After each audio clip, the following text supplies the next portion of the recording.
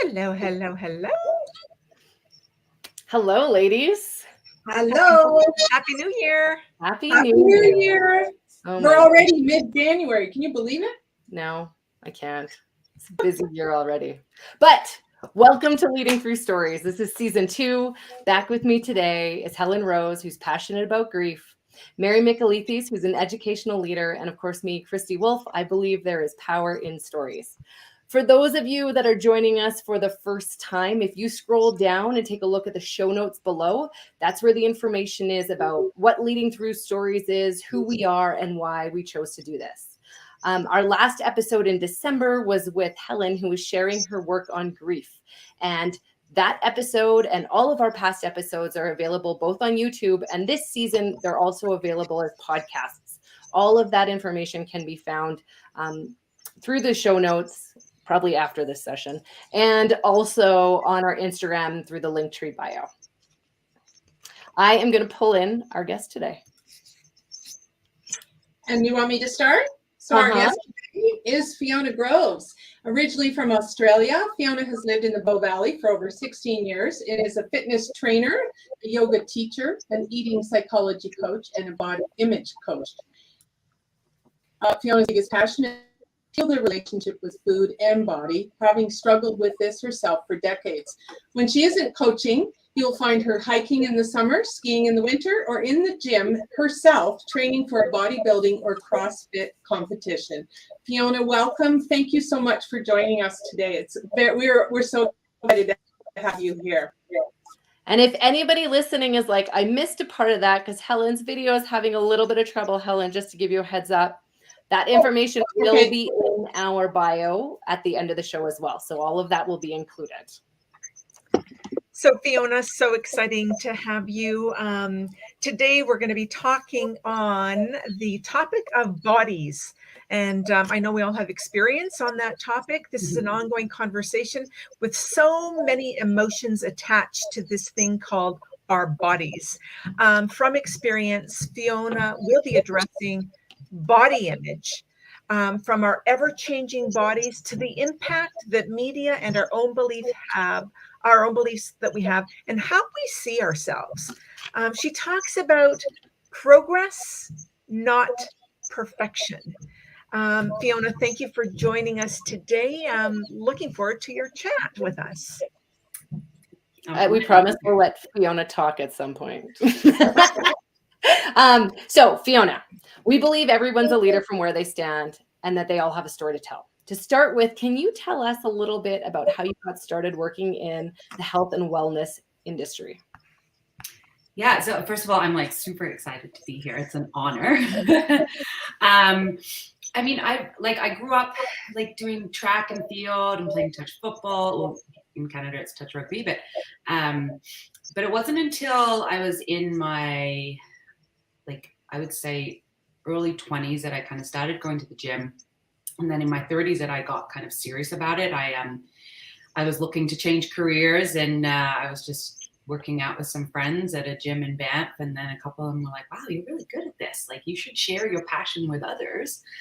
And so like everything got going after that. I became a personal trainer, a group fitness instructor, and then nutrition coach as well. And then I realized that something was missing from the way I was approaching nutrition. And I knew that there was a missing link out there, and it was eating psychology. So looking at our behaviors around food and our relationship around food rather than just what we eat.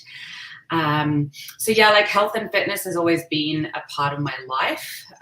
And I'm just so fortunate that it's now like my career, and especially having had some very extreme and lengthy challenges with food and body issues myself. I feel like it's kind of my calling to then be able to help others heal and kind of be on this journey with them to that healing process. So.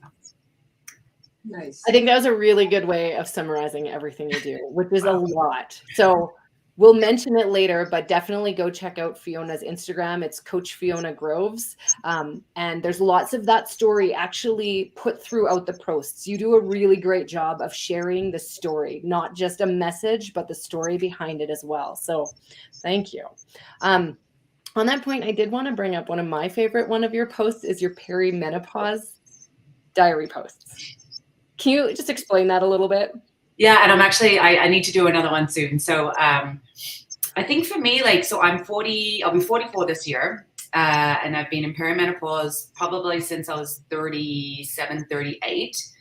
And I just found that the more that I was talking about it, the more people were like, oh, wow, like you're too young for that. And I'm like, well, actually, like, no, it can happen earlier. But the biggest thing I was finding from people were like, people don't talk about this enough.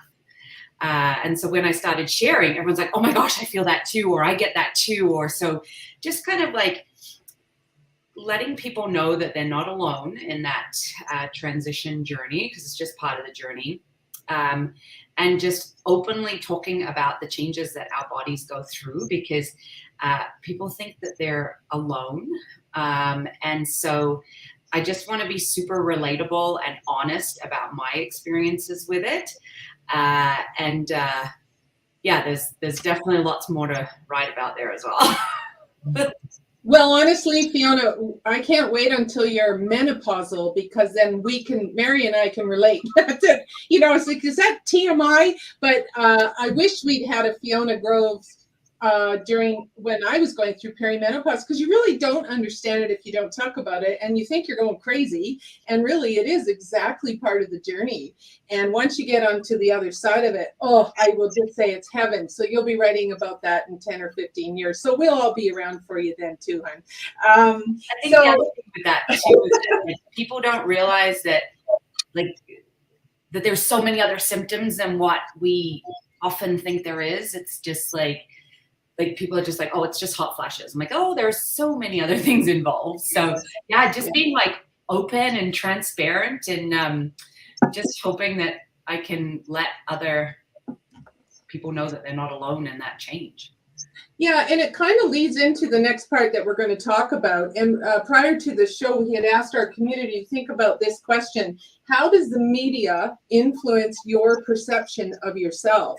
So we're not talking about menopause today, but we're just talking about that whole body image, which of course, when you're aging, it happens. It's just nature. And how do you, as a person,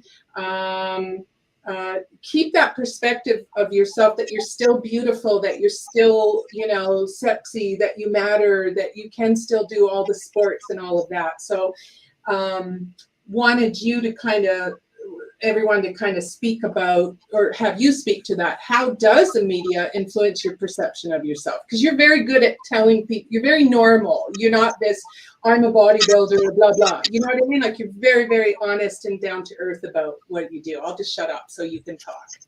Mary, you just made me think of something. Like, one of the conversation I have with people all the time, people are so surprised when they hear that I have cellulite. And it's like, well, of course I have cellulite. Even when I'm like super lean for a bodybuilding competition, like, it's just, that's my genetics. That is a part of life.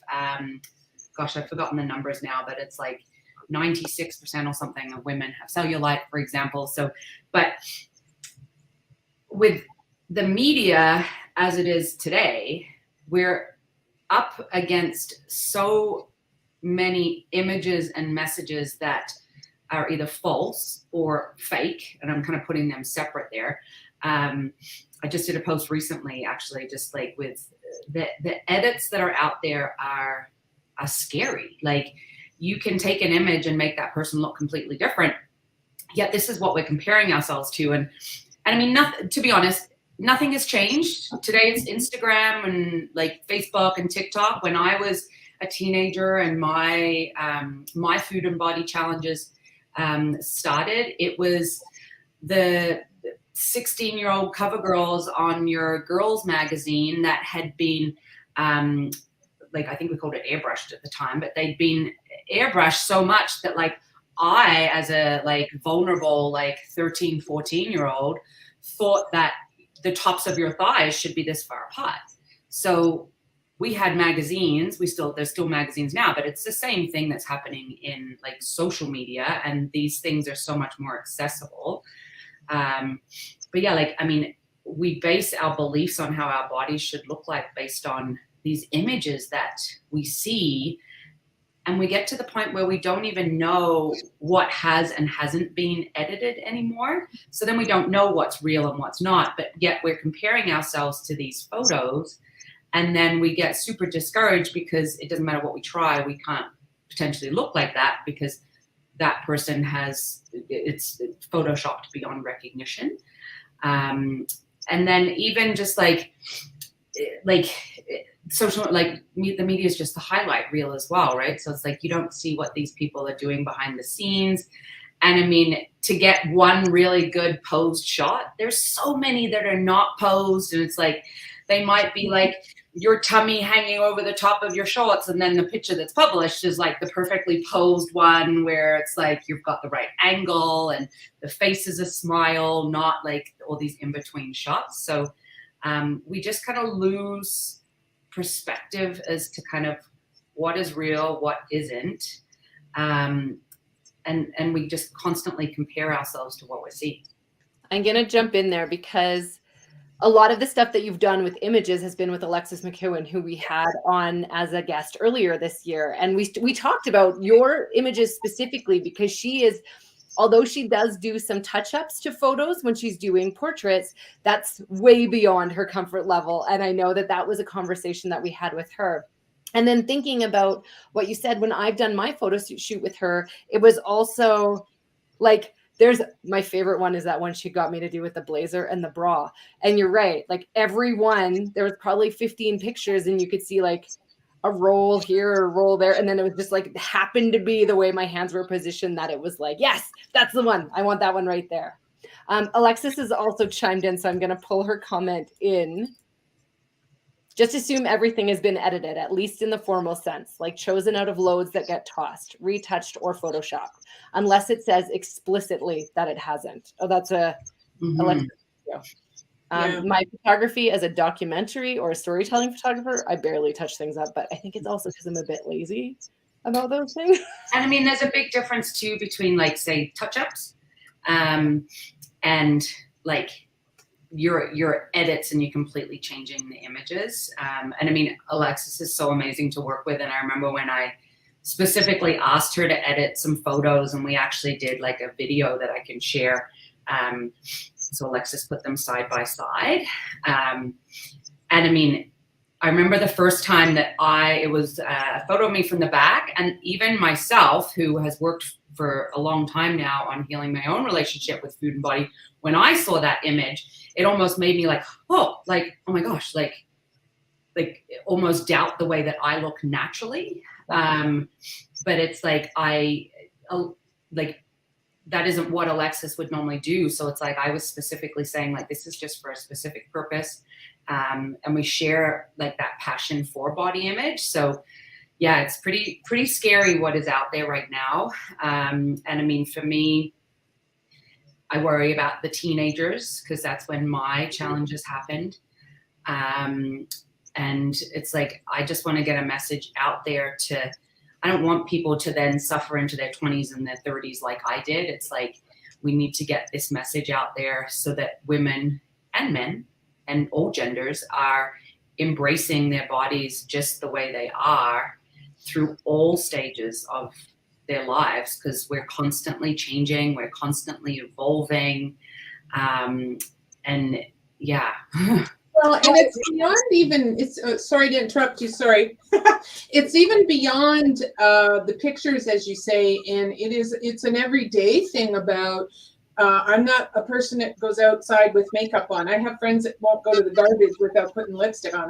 That's not me, right? So, but you have to have that confidence in, and it is truly comes down to that. It's what's in here that counts, that makes you a beautiful human being. Because all of that outer stuff, obviously you have to take care of yourself, but not to the point where you look like the magazine model. And you know, I have to tell you, women are nasty. Like, I know when I get up and I'm doing like I'll do a speaking event, And all I can think about is who's looking at you like sideways, figuring out where your bulge is and if your butt's too big or too small, and it's kind of the like, how do you get, and Fiona, you're so good at that because, I know that video you're talking about, and it's beautiful because it's just so real. It makes you feel better. It's like, okay, well, if she's got cellulite, I certainly have it, and I'm okay with it. I think that's where we have to start putting in that word, I'm okay with my beauty in whatever form that looks like.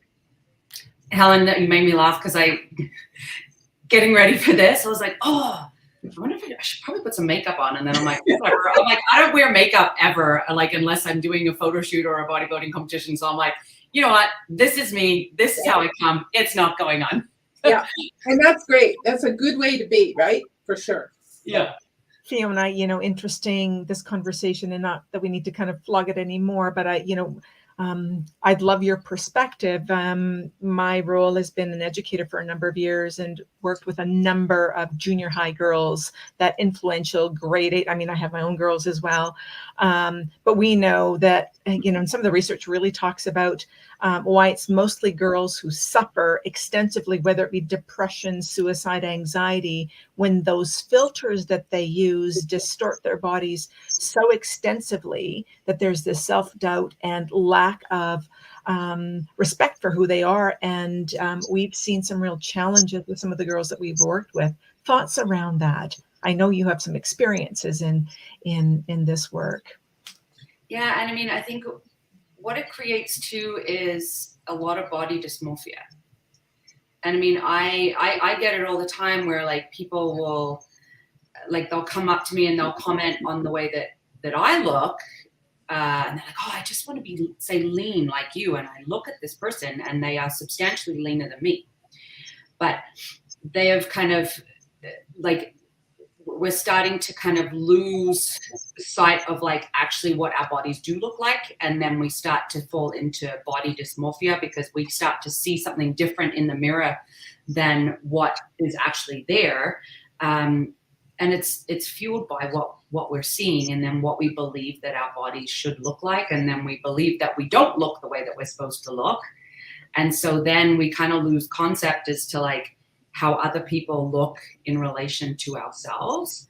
And it's interesting that you mentioned that, Mary, too, because when I was getting my yoga teacher training certification, I specifically chose the trauma-informed training through Camel counseling in Camel, because like so many of us, because of the media, because of beliefs, because of learned behaviors as well. Sometimes, not sometimes, quite often, it's the environment that we're in. So many of us we've disembodied. So we're not actually in our body. We're not experiencing like life in our bodies. And so like yoga is a way, yoga and dance, but yoga for me, I can't teach dance, but it's a way of like truly being embodied. And I chose that yoga teacher training specifically because so many of our challenging behaviors around food and body and beliefs often come from trauma, whatever dimension that trauma might be. And like kind of being able to use those tools to help people of all ages just to embrace their bodies, learn to not form beliefs based on what they're seeing. And then the other thing is like getting to the root of those problems, because for it's not the media for everybody. So what was that there, Christy? I'm going to come in after this, but finish what you're doing. No, you go. I just want to see what your sticker was. Oh, it says love you more. Oh, I love it.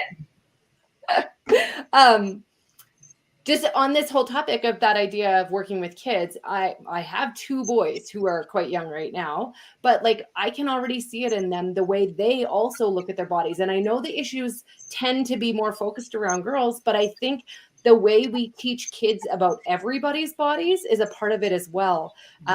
So my kids listen to me talk about the food choices I make. Not always good, but like, oh wait, I'm trying to change that. Not good and bad, but better choices and ones that I make sometimes.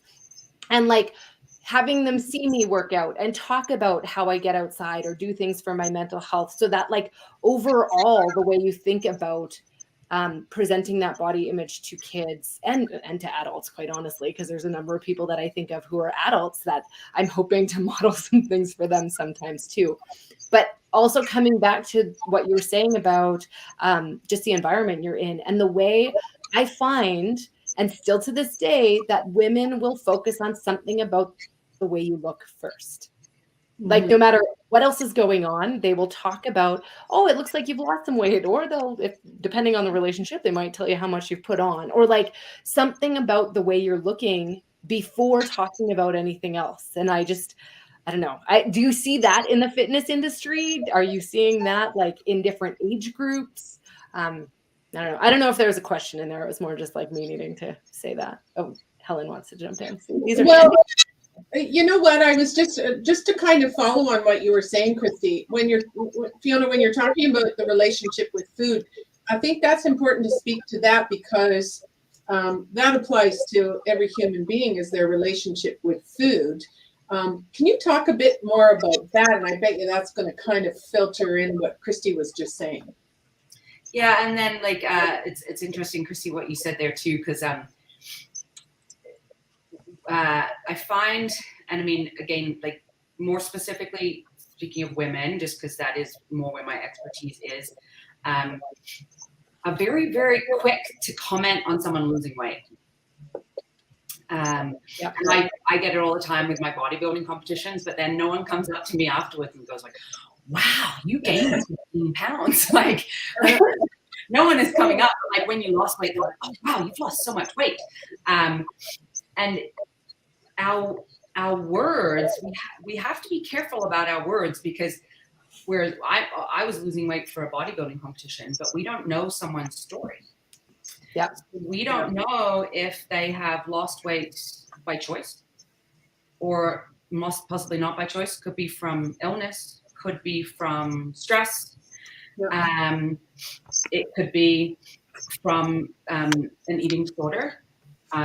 So like there needs to be a more education too about the way that we kind of even talk about these subjects with people, because I know for me, when I was, because I have a history of anorexia, I have a history of bulimia, and if someone had told me when I was anorexic that like, oh wow, like you've lost so much weight, that would actually be a trigger for me to lose more weight. Yeah.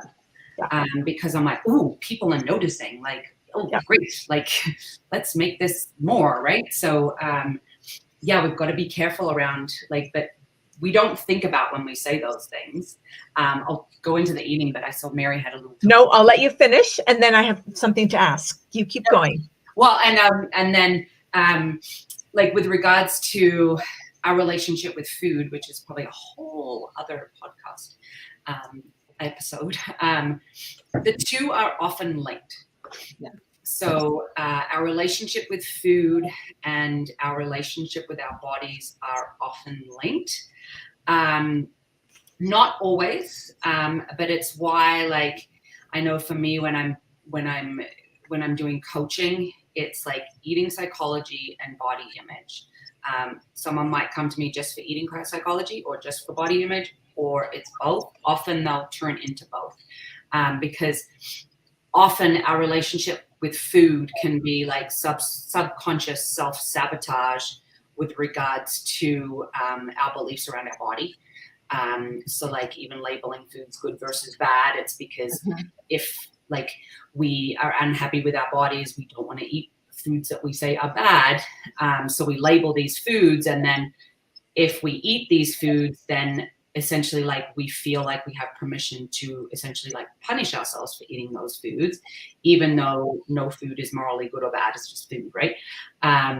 But the two are often linked. And then I know Christy talked about emotions at the beginning. So we have all these emotions that come into play with regards to how we feel about our bodies, what we see in the mirror about our bodies, our internal dialogue, and then often an inability to either identify those emotions or potentially like express those emotions, then comes in the form of food. So yeah, the two are often linked, and I know for me they have always been linked. Yeah. Interesting, when you talk about the narrative that we use to describe the state that we're in. One of our daughters is a personal trainer, and she's constantly reminding us of the words that we use to describe our fitness level. I'm so weak, I can't do my men push-ups, for example. And I think from what you're saying, your support in working with your clients to guide us in thinking about how we use our narrative to demonstrate growth would be, I'm getting stronger. I might not be there yet, but I'm getting stronger. And, we lived with her for many years, and it's a constant reminder. So I'm refreshed to hear that the fitness community is talking more about the narrative, the food awareness, the body awareness. I have a big question for you. I love watching your Instagram. You're beautiful now that we've even met you both, not only externally, but internally. I have a question. Tell me your why behind bodybuilding. What were you thinking? What has this done for you, both from a physical perspective, but also an emotional perspective? And what could we learn as an audience as you describe bodybuilding? You know what? My bodybuilding career still fascinates me. The reason why I got into the sport was because I got certified as a personal trainer. I got a job as a personal trainer very, very quickly, and I needed a new goal. And there was a girl doing my my personal training certification that I'd actually like she was a bodybuilder. Oh, my dog walker's here and my dog is upstairs. Oh, there she comes. I can hear her like down the Poor Maya. She was so sad to leave. Yeah. I know. And so she was a bodybuilder. And I was like, oh, I don't know anything about this. So I was like, I'm going to give this a try. And it's fascinating, actually, because if it wasn't for me entering the sport of bodybuilding, I would never have discovered a few years later that I hadn't healed my relationship with food and body, which I thought I had.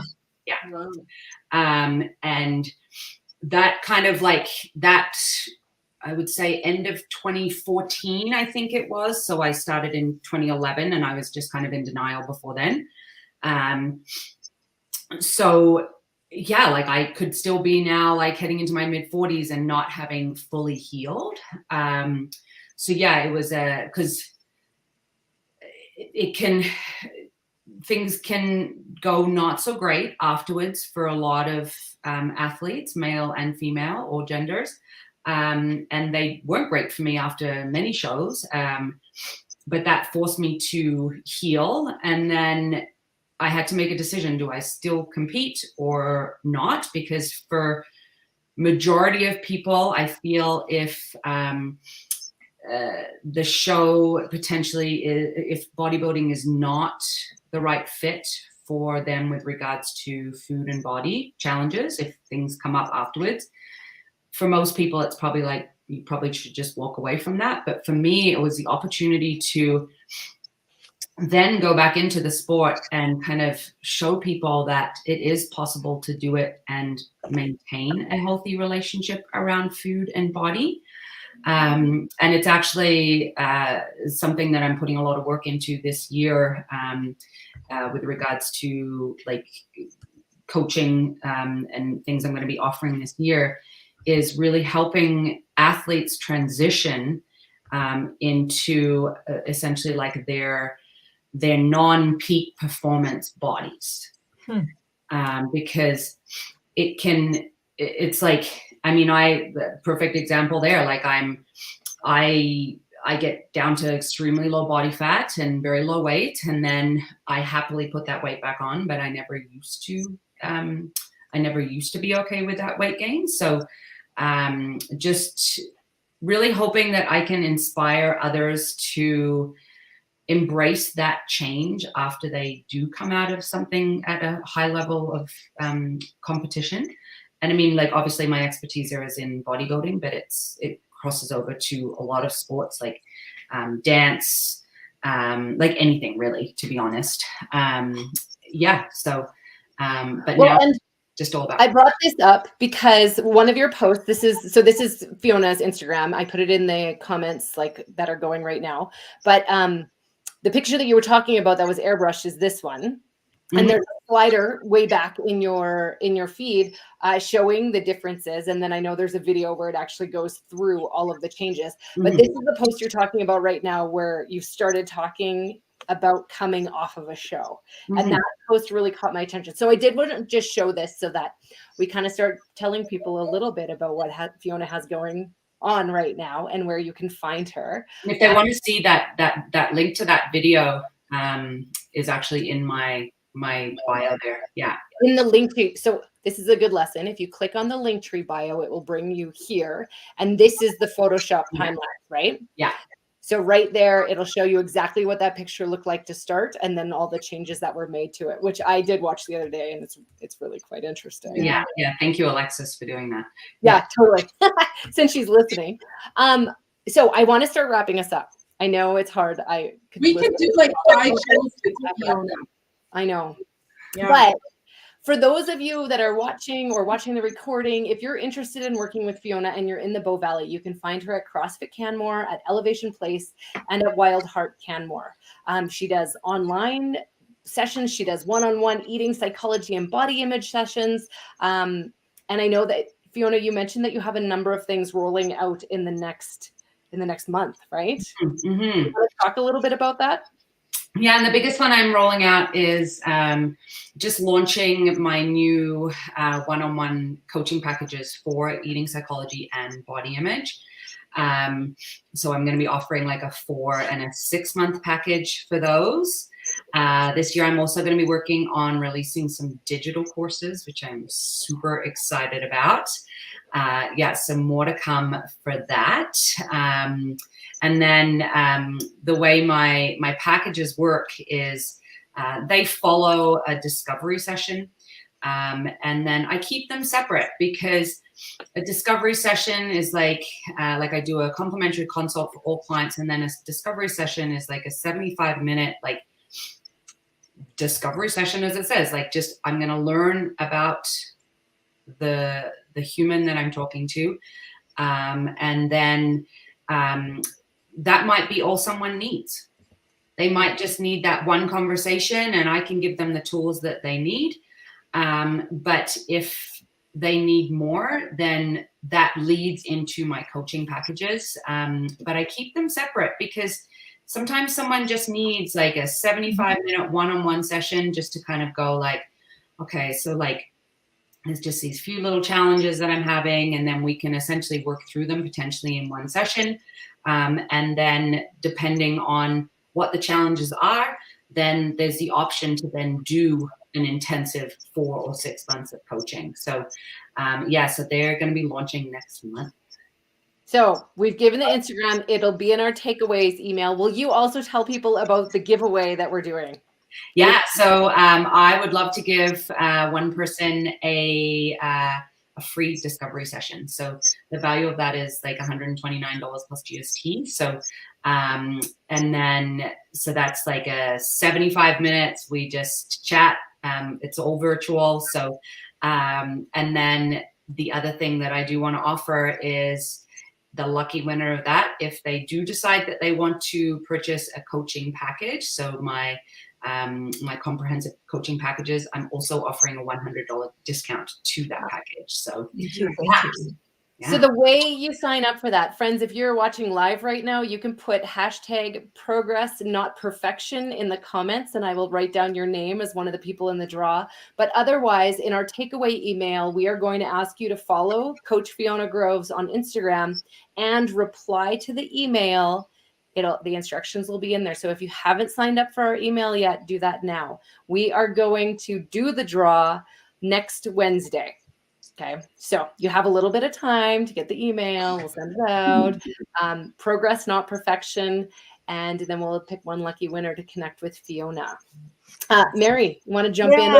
So as you know, audience, we always have a call to action, something that you're going to take away from this conversation and implement into your lives. But before I say that, Fiona, if I were queen of the world, I would have you in every one of my junior high, elementary, high schools to do a module on, eating psychology, body image, sharing your experiences, because both females and males need you, but in particular, some of the girls that I worked with really need to hear your story.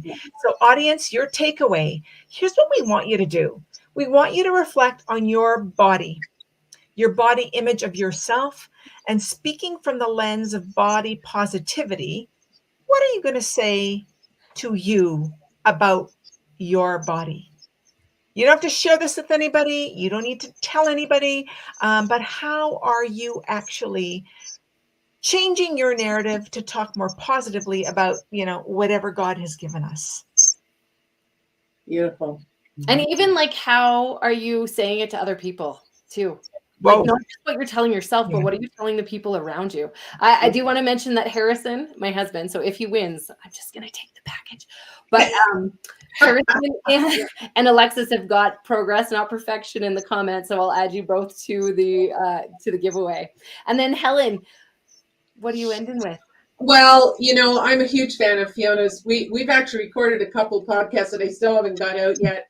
Huge fan, and I want to work with her, and it's just got to find the right time to go and do it. But Fiona, you are truly a beautiful human being and so inspirational. I love watching all of your posts, even your hikes, that I'm like, when does this woman find time to hike to the top of whatever mountain it is you're on? But don't stop what you're doing. And, to Mary's wish, if she were queen of the world, you're still a young woman, so who knows that you aren't going to be doing that for all our young ladies. For my granddaughters, I would love for them to be able to have an inspiration like you. But thank you so much. Oh my God, I never shut up. Anyway, thank you for joining me. Yeah. That was a weird sound. Did you guys hear that weird sound? Well, that's probably because I'm blowing kisses. Oh, no, chipmunks attacked you while you were talking. Can I just tell? I would like to follow on what Mary said. Like a little bonus, like a little task that I often give clients to do is just every day either think about or journal something that you like, love, respect, or appreciate about yourself and why. So the why is key. And I find most people, especially if body image is a challenge, like people aren't gonna, like, a lot of the times, like, it potentially won't be something physical. But we start with the things that come to mind. Like, it might be like your hair, it might be that you're a good mom, it might be that you're a good, like, husband or wife, like it, and then eventually it might be like, oh wow, like I really like my arms because they're strong enough to pick my kids up. So when we start to change the focus, so it's so easy to look in the mirror and go like, oh, like I hate this, hit this, and this. And they're the first things that come into our mind. So if we force ourselves to bring something positive, even if it's like I like the fact that I'm a good employee, right? Like we start to just kind of change that instinct to just always gravitate to the negative. So yeah, a little bit. I love it. That's perfect. That's perfect. And I'll put that in the takeaway email for people that didn't quite catch that. So Fiona, thank you so much for spending your time with us. We'll definitely make sure people know how to find you. As for Leading Through Stories, our next episode is February 15th, and we're going to be talking a bit more about my work around digital storytelling. Little teaser, we're going to share Helen's story, her digital story that she created recently as well. So get ready. All right. Thanks, team. Thank you. Have a great Bye. Bye.